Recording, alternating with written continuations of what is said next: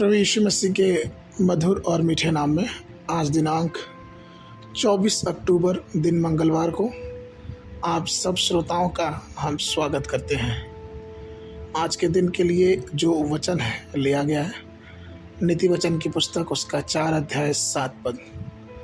वचन कहता है, बुद्धि श्रेष्ठ है इसलिए उसकी प्राप्ति के लिए यत्न कर।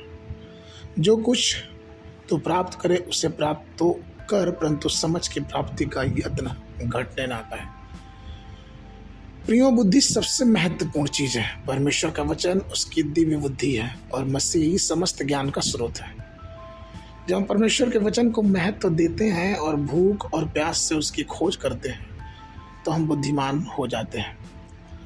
परमेश्वर का वचन केवल ज्ञान का नहीं लेकिन शक्ति का भी स्रोत है, क्योंकि परमेश्वर का वचन जीवित और सामर्थी और हर एक दुधारी तलवार से भी बहुत तेज है।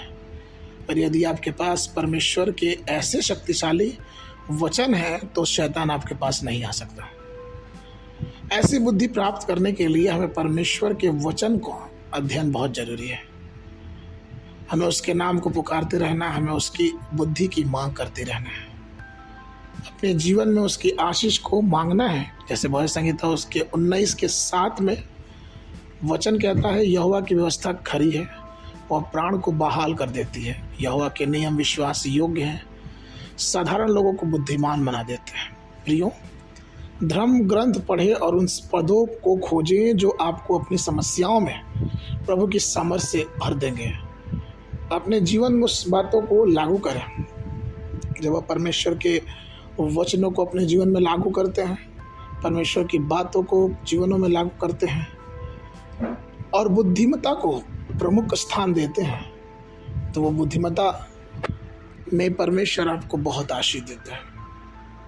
हमें अपनी बुद्धि में परिपूर्ण होना है और ये मात्र इससे हो सकता है कि हम परमेश्वर के वचन का अध्ययन करें, परमेश्वर के नाम की स्तुति करें, परमेश्वर के नाम की महिमा करें, और जिससे परमेश्वर हमें आशीष देगा। क्योंकि परमेश्वर ने अपने वचन को महत्व दिया है और हमें भी चाहिए कि हम उसके वचन को महत्व दें। आज के मनन के लिए नीति वचन की पुस्तक उसका 4 अध्याय 5 पद। बुद्धि को प्राप्त कर, समझ को भी प्राप्त कर, उनको भूल न जाना, न मेरी बातों को छोड़ना। बाइबल अध्ययन के लिए सुबह के समय यिर्मयाह नबी की पुस्तक उसका 3, 4, 5 अध्याय, शाम के समय पहला तीमुथियुस की पत्री उसका 4 अध्याय। परमेश्वर आप सबको आशीष देगा।